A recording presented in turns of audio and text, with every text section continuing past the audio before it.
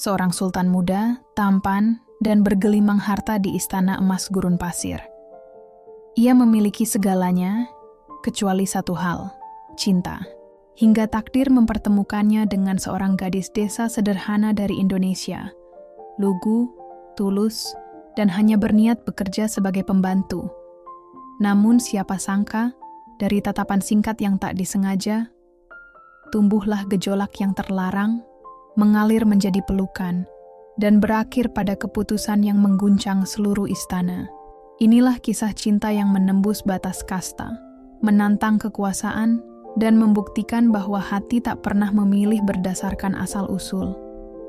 Kisah seorang pelayan desa dan Raja Minyak Arab Saudi yang akan mengubah takdir mereka untuk selamanya. Halo sahabat Latar Kisah, sebelum cerita ini dimulai, saya mohon keikhlasan teman-teman untuk subscribe dan like.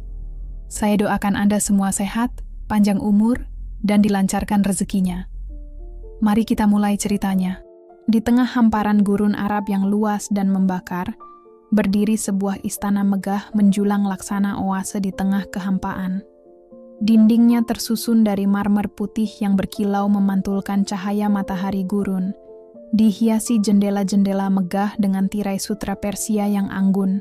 Istana itu adalah kediaman seorang pria muda yang bukan hanya bergelimang harta, tetapi juga memiliki kekuasaan tak terbatas. Dialah Syekh Ja'far, seorang sultan Arab yang namanya tersohor hingga ke pelosok dunia karena kekayaan minyaknya yang nyaris tak terhitung. Namun di balik segala kemewahan tersebut, tersembunyi sebuah kenyataan yang jarang terungkap. Syekh Ja'far hidup sendirian, tanpa istri, tanpa keluarga yang menemaninya. Hari-harinya diisi hanya dengan gema langkahnya sendiri yang bergema di lorong-lorong panjang istana. Dan malam-malam sepi yang diiringi hembusan angin gurun yang mengetuk jendela. Kesendiriannya begitu dalam, membentuk sunyi yang sulit terobati. Hidupnya penuh protokol, pertemuan bisnis, serta tatapan penuh kagum dari orang-orang yang sesungguhnya hanya mengincar hartanya. Tak satu pun dari mereka benar-benar memahami kesepiannya. Seringkali, ia duduk sendirian di balkon istana, menatap langit malam sambil bertanya pada bintang, apakah ini harga dari segala yang ia miliki? Hari itu, hidup Syekh Ja'far mulai berubah. Seorang gadis muda datang dari negeri jauh, berpakaian sederhana, dengan wajah yang tertunduk penuh hormat. Namanya Nisa, gadis desa dari Jawa Tengah yang merantau ke Arab Saudi untuk bekerja sebagai asisten rumah tangga. Ia hanyalah perempuan biasa, tetapi ada sesuatu yang berbeda darinya. Kelembutan tutur katanya, kejernihan tatapannya, dan langkahnya yang selalu penuh ketulusan. Nisa bekerja tanpa keluh kesah. Ia bangun sebelum fajar, menyiapkan sarapan ala kampungnya, menyapu halaman istana, membersihkan kaca-kaca besar, dan memastikan setiap sudut rumah tetap berkilau. Semua itu ia lakukan sendirian, tanpa suara, tanpa protes. Meski telapak tangannya lecet akibat cairan pembersih, senyum di wajahnya tetap hadir. Dari balik jendela, Syekh Ja'far kerap memperhatikannya diam-diam. Ia heran, bagaimana mungkin gadis sesederhana itu begitu rajin tanpa pernah menuntut imbalan lebih. Sedikit demi sedikit, ia mulai memperhatikan hal-hal kecil. Cara Nisa menata bunga di ruang tamu, gerakan lembut tangannya saat menyisir rambut sambil bersenandung dalam bahasa Jawa, dan senyumnya yang entah bagaimana mampu menghapus lelah di udara istana. Tanpa banyak kata, kehadiran Nisa perlahan mengisi ruang kosong di hati sang sultan. Ada ketulusan yang tak bisa dibeli dengan kekayaan, sesuatu yang langka di dunianya. Hari-hari di istana pasir itu terus berjalan dengan ritme yang sama. Nisa tetap menjalani pekerjaannya dengan disiplin, meski tubuhnya penat dan pikirannya kerap melayang ke kampung halaman. Di lubuk hatinya, ia hanya ingin memberi kehidupan yang lebih baik bagi sang ibu di desa. Tak pernah ia bayangkan, pengorbanan yang dibawanya dari tanah air justru menarik perhatian seseorang yang tak pernah ia sangka. Syekh Ja'far mulai memperhatikan Nisa lebih dekat, bukan karena kedudukannya atau parasnya, melainkan karena aura hangat yang dibawanya. Ia mulai sering meninggalkan kantornya hanya untuk melihat Nisa menata bunga atau sekadar mendengar lirih suaranya yang menyanyikan tembang Jawa saat membersihkan ruang makan. Ada kedamaian yang tak pernah kurasakan, dan itu hanya ada saat Nisa di sini, pikirnya. Suatu pagi, Syekh Ja'far masuk ke dapur. Nisa sedang menggoreng tempe, aroma bumbu khas Indonesia memenuhi ruangan. Menyadari kehadiran sang sultan, Nisa terkejut, segera menunduk dan berkata, "Pelan, maaf tuan, saya tidak tahu Anda datang." Syekh hanya tersenyum dan menjawab, "Apa yang kau masak?" Aromanya mengingatkanku pada sesuatu yang hangat, meski aku tak tahu apa. Sejak hari itu, Syekh Ja'far kerap berkunjung ke dapur. Ia mulai menyukai masakan sederhana ala Nisa, sayur lodeh, sambal terasi, nasi goreng kampung. Kadang, ia duduk di meja kecil dekat pintu, memperhatikan Nisa memasak sambil bertanya tentang tanah kelahirannya. Nisa pun bercerita tentang sawah, gunung, dan sungai tempatnya bermain semasa kecil, juga tentang ibunya yang gemar menenun kain batik. Dalam percakapan-percakapan sederhana itulah, sesuatu mulai tumbuh perlahan. Rasa nyaman, rasa aman, rasa yang tak pernah mereka temui dalam kehidupan masing-masing. Nisa, dengan kepolosannya, tak pernah sadar bahwa ucapannya perlahan menyembuhkan luka lama di hati Syekh Ja'far. Sang sultan pun, dengan sikap tenang yang khas, mulai memberi perhatian yang tak biasa. Suatu sore, Nisa menemukan sebuah kotak mungil di kamarnya. Di dalamnya, tergeletak sepasang anting emas berbentuk bunga melati dan secarik kertas berisi tulisan tangan Arab yang sudah diterjemahkan ke bahasa Indonesia. Untuk yang telah membawa harum ke dalam istanaku. Hatinya berdebar. Belum pernah ia menerima hadiah seindah itu. Keesokan harinya, ia memberanikan diri mengembalikannya. "Maaf tuan, ini terlalu mewah untuk saya," ucapnya pelan. Namun Syekh Ja'far menatapnya lekat, lalu menjawab, "Nisa, segalanya di istana ini mungkin mahal, tapi tak ada yang sebanding dengan senyummu. Jangan kembalikan hadiah ini." Nisa terdiam. Matanya mulai basah. Ia merasa tersentuh, namun juga takut. Ia paham batas dirinya. Ia tahu siapa dia dan siapa Syekh Ja'far. Namun entah mengapa, hatinya mulai bergetar setiap kali sang sultan hadir. Sejak itu, suasana istana perlahan berubah. Mereka sering berbincang di taman, berjalan di koridor yang sunyi, bahkan tertawa kecil bersama. Para pelayan mulai melihat kedekatan mereka, tapi tak seorang pun berani berkomentar. Semua sadar, di balik dinding marmer dan lantai berlapis emas, sedang tumbuh sesuatu yang jarang terjadi, sebuah cinta yang tak terucap, namun tak dapat disembunyikan. Suatu pagi, matahari bahkan belum muncul sepenuhnya ketika Syekh Ja'far terbangun lebih awal dari biasanya. Ada kegelisahan yang tak ia mengerti. Tanpa jubah kebesarannya, ia berjalan perlahan di koridor menuju taman kecil yang biasanya sepi. Langkahnya terhenti ketika melihat pintu kamar mandi sedikit terbuka. Dari dalam, Nisa keluar.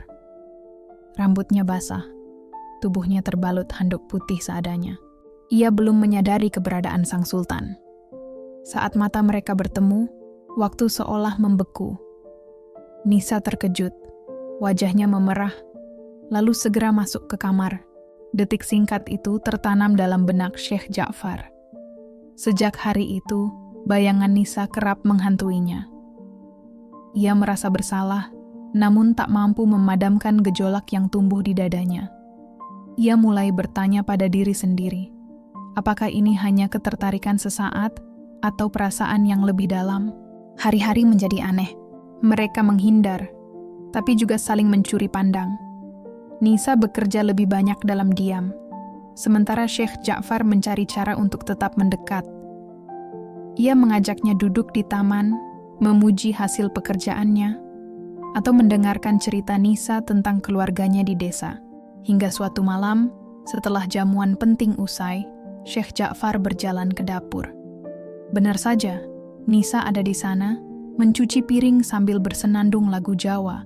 Wajahnya tampak lelah, tapi damai. "Nisa," panggilnya lembut. Nisa menoleh kaget. "Tuan, sudah larut." Syekh tersenyum tipis. "Aku tak bisa tidur. Duduklah bersamaku sebentar." Di ruang makan yang sepi, mereka saling menatap dalam diam. Perlahan, tangan Syekh menyentuh tangan Nisa. Sentuhan itu ragu-ragu, namun Nisa tak menolak. Malam itu, perasaan yang selama ini mereka simpan pecah tak terbendung. Mereka larut dalam pelukan dan ciuman di tengah heningnya malam gurun. Keesokan harinya, Nisa duduk di taman belakang, menggenggam cangkir teh yang sudah dingin. Pikirannya melayang pada kejadian semalam, malam saat mereka melangkah melewati batas, tak lagi sekadar majikan dan pembantu, melainkan dua hati yang jatuh cinta. Air mata mengalir perlahan. Ia tak tahu apakah harus menyesal atau bersyukur. Syekh Ja'far dari kejauhan menatapnya dengan perasaan campur aduk, cinta yang menggebu, sekaligus rasa bersalah yang menusuk. Ia sadar apa yang mereka lakukan salah, tapi ia juga tahu hatinya tak lagi bisa berpaling dari Nisa. Syekh Ja'far melangkah perlahan dan duduk di sisi Nisa. Suaranya lembut, nyaris hanya terdengar seperti bisikan. "Maafkan aku. Aku tidak pernah berniat melukaimu."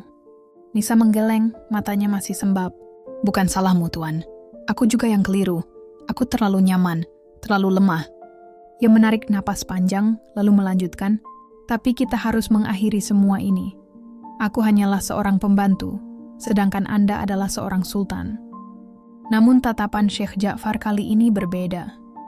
Bukan pandangan seorang penguasa, melainkan sorot mata seorang pria yang sedang mencintai seorang wanita. "Tidak, Nisa. Kau bukan hanya pembantu. Kau adalah perempuan yang telah mengubah seluruh hidupku. Aku tidak peduli siapa dirimu atau dari mana asalmu. Aku ingin kau menjadi milikku sepenuhnya, menjadi istriku." Degup jantung Nisa makin cepat. Ia menatap dalam mata Syekh yang penuh ketulusan dan ketegasan. "Menikah dengan saya?" "Ya. Aku akan menikahimu, bukan untuk menebus apa yang sudah terjadi, tapi karena aku yakin, aku tak ingin dunia mengenalmu hanya sebagai wanita yang tinggal di istanaku. Aku ingin mereka tahu kau adalah istriku, pendamping hidupku." Air mata Nisa mengalir lagi, kali ini karena haru. Tak pernah ia bayangkan, gadis sederhana dari lereng gunung bisa menyentuh hati seorang sultan. Rupanya cinta memang tak mengenal status. Malam itu, di bawah sinar bulan yang membelai gurun, Syekh Ja'far memanggil ulama istana ke sebuah ruangan sederhana yang biasanya digunakan untuk tamu biasa. Mereka mengucap akad singkat penuh makna, tanpa gaun megah, tanpa mahkota emas, hanya cinta, doa, dan dua hati yang akhirnya bersatu dalam ikatan sah. Beberapa bulan berlalu sejak pernikahan itu menyatukan dua hati dari dunia berbeda. Istana yang dulu sepi kini terasa hidup. Tak ada lagi langkah-langkah hampa di koridor marmer, tak ada lagi malam yang membekukan hati sang sultan. Kehadiran Nisa sebagai istri sahnya menghangatkan segalanya. Meski telah menjadi permaisuri, Nisa tetap rendah hati. Ia masih bangun pagi, menyapu halaman, dan menyeduhkan teh dengan tangannya sendiri untuk sang suami. Sementara Syekh Ja'far berubah menjadi lelaki yang lebih sering tersenyum, lebih banyak tertawa, menghabiskan waktu membacakan puisi Arab kuno untuk Nisa, bahkan belajar bahasa Jawa meski ucapannya sering membuat istrinya geli. Cinta mereka tumbuh perlahan tanpa perlu diumbar. Gurun luas dan langit lebar menjadi saksi bisu perjalanan mereka sejak awal. Syekh Ja'far tak pernah menyangka cinta sejatinya datang dari wanita biasa, bukan bangsawan atau keturunan kerajaan, melainkan gadis desa yang bekerja dengan hati. Kebahagiaan mereka semakin lengkap ketika suatu pagi Nisa merasa mual dan lelah. Dokter istana dipanggil. Beberapa jam kemudian, sang tabib tersenyum dan berkata pelan, "Yang mulia, Nyonya Nisa sedang mengandung." Seolah waktu berhenti. Syekh Ja'far menatap istrinya dengan mata berkaca, dan untuk pertama kalinya ia menangis bukan karena duka, melainkan karena rasa syukur yang mendalam. 9 bulan kemudian, tangisan bayi perempuan memenuhi ruang bersalin istana. Bayi itu memiliki mata bening seperti ibunya dan senyum tenang seperti ayahnya. Mereka menamainya Amira, yang berarti malam yang indah. Setahun berlalu, lahirlah seorang putra bernama Ali, bocah kecil yang ceria dan penuh semangat. Istana itu kini bukan sekadar tempat tinggal, melainkan sebuah rumah yang hidup. Ruang-ruang megah yang dulu hening, kini dipenuhi tawa anak-anak, derap langkah mungil yang berlarian, dan lantunan nyanyian Nisa yang kini bukan hanya dinyanyikan untuk dirinya sendiri, melainkan untuk keluarga kecil yang ia cintai sepenuh hati. Suatu malam, Syekh Ja'far dan Nisa duduk bersama di atap istana, menatap bintang-bintang yang berkilau. Di pangkuan mereka, Amira tertidur nyenyak, sementara Ali menggenggam erat jari kecil ibunya. Syekh meraih tangan Nisa, lalu berkata lembut, "Seandainya waktu itu aku tak memanggilmu ke sini, mungkin aku akan tetap menjadi sultan yang kesepian. Tapi Allah menganugerahkanmu padaku." Nisa hanya tersenyum, namun air matanya menetes perlahan, bukan karena duka, melainkan rasa syukur yang begitu dalam. "Aku tak pernah membayangkan akan menemukan rumah sejauh ini," ujarnya lirih. Lalu ia menatap suaminya. "Ternyata rumah bukanlah sekadar tempat. Rumah adalah mereka yang menunggu kita dengan cinta, di ujung padang pasir yang sunyi." Di dalam istana marmer putih yang dulunya kosong, kini tumbuh cinta yang mekar bak bunga di tengah badai pasir. Kehidupan mereka mungkin tak sempurna, namun dipenuhi kasih sayang. Dan bagi mereka, itu sudah cukup untuk merasa bahagia selamanya. Dan terima kasih kamu sudah menyimak cerita ini.